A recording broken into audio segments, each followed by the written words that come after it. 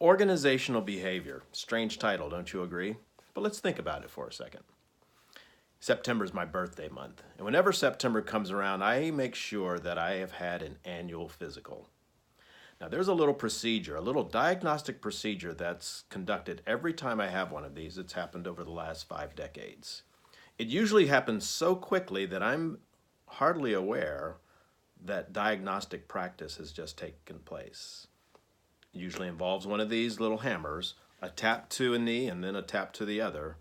And as long as everything kicks out right, the doc moves on with the other diagnostics.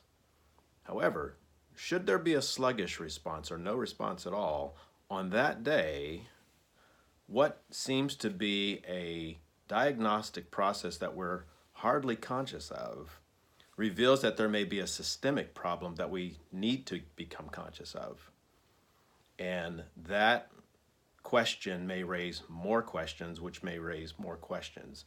You see, organizational behavior is like human behavior. For the most part, we don't give a lot of thought to how things are going inside of our organizations, our agencies, our charities, our congregations, until something begins to rub wrong. The reflexes seem to be off. Just like the plumbing or the wood beams inside of a home. We don't think about those things, but the day that the plumbing fails, if there's a big spill out of the bathroom and onto the floor and out into the hallway, all we can think about is the plumbing. The studs in the walls belong in the walls. We don't want to think about them. They function with a kind of invisible structure. But the day that we begin to hear munching, chewing noises and ceiling tiles begin to fall, we discover there's a termite infestation. And on that day, all we can think about are the studs in the walls and the integrity of the system. We're going to spend time together on the topic of organizational behavior, similarly in the way that a doctor would spend time on trying to understand the physical behavior, or a therapist may want to understand the emotional behavior.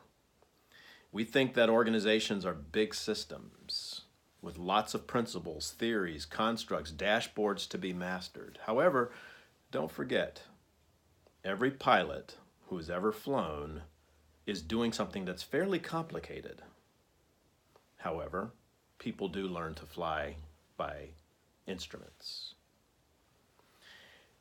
And the difference between flying a small jet and a large jet from a natural perspective is very little indeed. It's going to take some gravity, it's going to take some lift and some drag, a foil that can be manipulated so that there's an equal number of takeoffs and landings, as my pilot friends like to say, the definition of a safe flying career. We want to figure out how to do the takeoff and landings for organizational practice, for business practice, for moving forward those aims that are so important that we put structure, fulfillment systems behind them. I'll be introducing a concept from my own reflection called the PACE model, a diagnostic model that you can use to get some sense of what the